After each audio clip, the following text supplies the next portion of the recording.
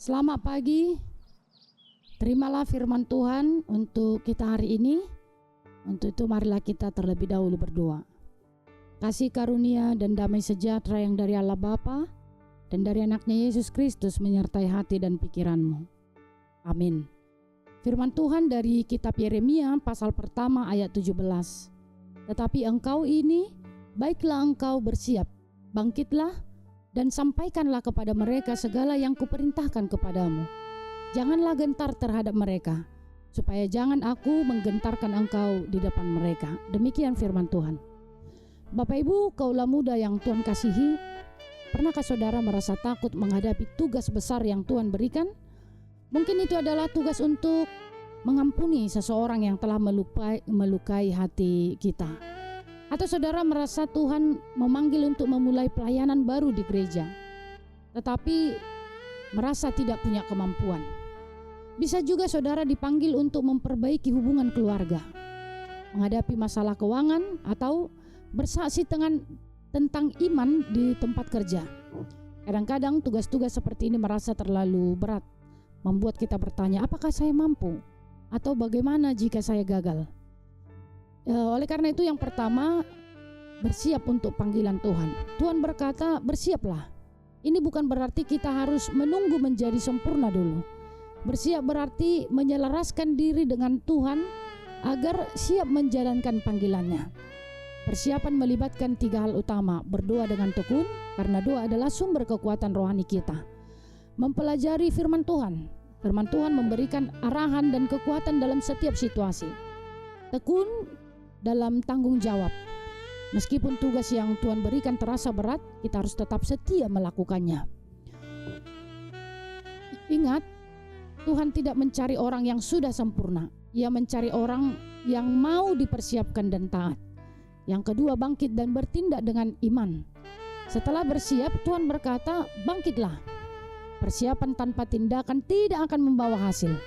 Tuhan memanggil kita untuk melangkah dengan iman, meskipun ada rasa takut dan ketidakpastian.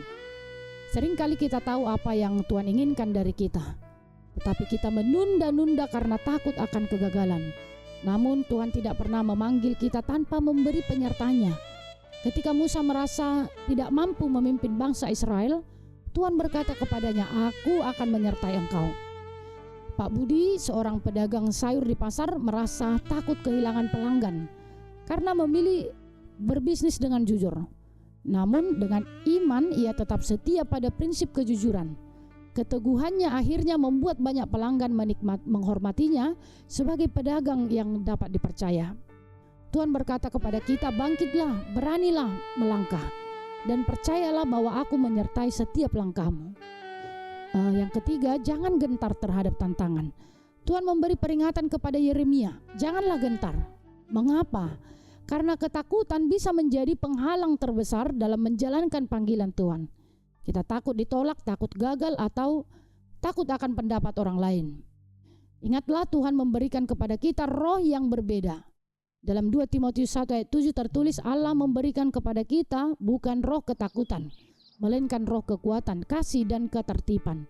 Tantangan memang ada, tetapi penyertaan Tuhan lebih besar dari tantangan itu. Ada seorang karyawan di pabrik menolak ajakan untuk berbuat curang dalam pekerjaannya.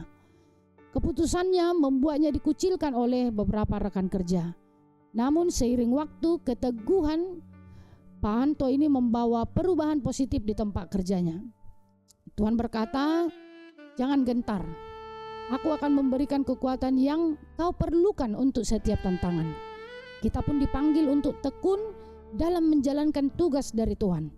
Sebagai apapun status dan pekerjaan saudara, hanya dengan bersiap, bangkit, dan tidak gentar, saudara bisa melihat hasil yang Tuhan janjikan dalam hidup orang percaya. Bapak Ibu, kaulah muda yang Tuhan kasihi, bagaimana kita bisa menjalankan panggilan Tuhan dalam kehidupan sehari-hari? Maka setiap hari mulailah dengan doa, meskipun hanya sebentar sebelum berangkat kerja atau sekolah. Berdoalah meminta kekuatan dan penyertaan Tuhan. Bacalah firman Tuhan, mulailah dengan 1 ayat setiap hari. Gunakan aplikasi Alkitab jika tidak sempat membaca versi cetak. Kemudian lakukanlah tindakan kecil dengan setia. Tuhan melihat setiap kebaikan kecil yang kita lakukan dalam iman. Kemudian lawan rasa takut. Ketika menghadapi godaan atau tekanan, ingatlah bahwa Tuhan menyertai saudara. Yang berikutnya, cari komunitas yang mendukung. Kita boleh bergabung dengan kelompok kecil atau persekutuan di mana saudara didorong melakukan hal-hal yang baik. Komunitas untuk saling menguatkan dalam iman.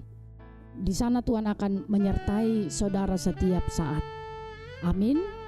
Kita berdoa. Bapa di sorga, kami telah mendengarkan firman Tuhan.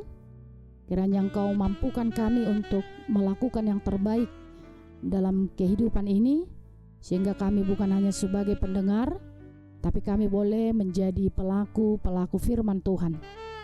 Kami serahkan sepanjang hari ini seluruh jemaat Tuhan ke dalam tangan pengasihan-Mu. Kiranya Engkau curahkan berkat-Mu dalam kehidupan mereka, dalam pekerjaan mereka, dalam rumah tangga mereka. Kiranya damai sejahtera Allah senantiasa mengikuti perjalanan kehidupan mereka. Engkau berikan kekuatan, kesembuhan kepada saudara-saudara kami yang dalam keadaan sakit, sehingga mereka senantiasa bersabar dan mengandalkan Tuhan, bahkan menerima kesembuhan itu tepat pada waktunya, waktu yang telah Tuhan tentukan. Tuhan, kami juga berdoa untuk bangsa dan negara kami ini. Kiranya Engkau berkati para pemimpin kami lebih bijaksana lagi untuk mewujudkan sejahtera kepada masyarakat dan semakin memajukan bangsa dan negara ini. Ampuni kami atas segala dosa kami, sehingga kami layak menerima kasih-Mu. Demi Kristus, terimalah doa kami ini. Amin. Selamat beraktivitas dan selamat ulang tahun kepada yang merayakannya hari ini. Demikian juga yang berulang tahun pernikahan. Kiranya Tuhan menyertai, Tuhan memberkati setiap keluarga. Shalom.